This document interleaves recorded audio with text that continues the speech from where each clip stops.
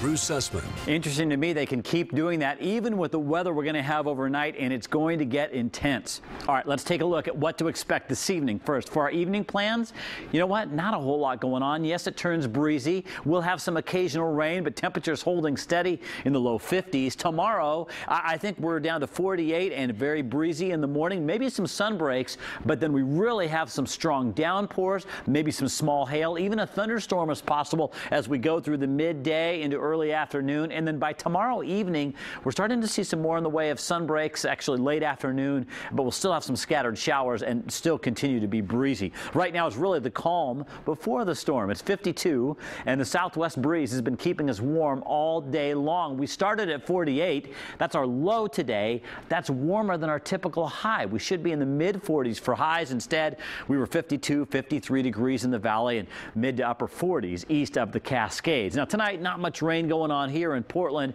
We do have rain on Mount Hood, though, and it's coming down pretty good towards Astoria and Warrenton. The rule of thumb is Portland and Vancouver south, occasional rain tonight. If you live north or you live over right towards the north coast, then you're going to be getting wet because the focus of the tropical moisture is mainly at Washington. We're just on the southern edges. Now, this is the storm system that's going to cause all the havoc as we go through the next 24 hours.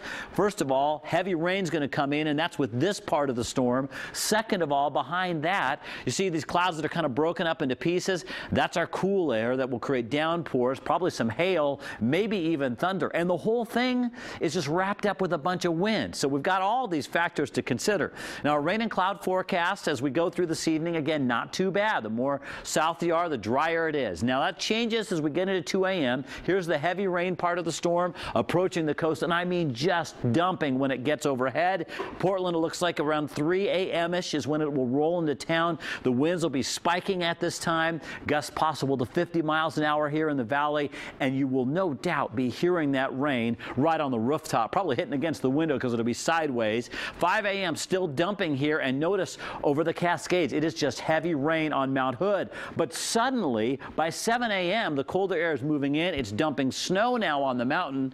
We might have a bit of a morning lull. Other than the winds, it'll still be breezy, but rain might give us a brief break, and then here come the intense downpours firing up with the hail, possible thunder, and also, plenty of breezy to gusty winds, and then maybe some sun breaks in the afternoon. But up on the mountain, it continues to be a winter storm. Now, here in the metro area, we start at 40, we end at 52. There is a wind advisory in effect tomorrow through midday, and we've got gusts possible to 50 miles an hour. That's true throughout the I-5 corridor on that wind advisory. There's a high wind warning for the coast for gusts to 75, a high surf advisory as well, and I think you'll probably hear some thunder, maybe even see lightning along the coast.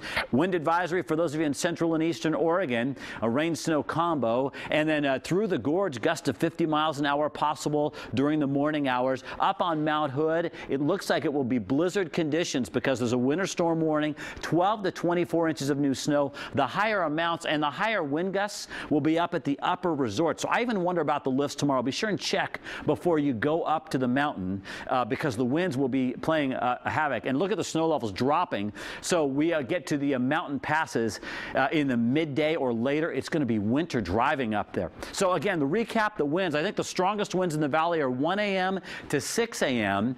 But here's the thing. It's still going to remain breezy after that, especially with some of those downpours in the afternoon. Drier on Sunday, but not dry. And then by Monday evening, we are dry, and we stay that way the rest of the week. Wow. So hang on through the next 24 hours. A lot of folks inside watching those football playoff games this weekend. Perfect. Well, it's a good weekend for us. All right. Perfect. Thanks, Bruce. Thank you, Bruce.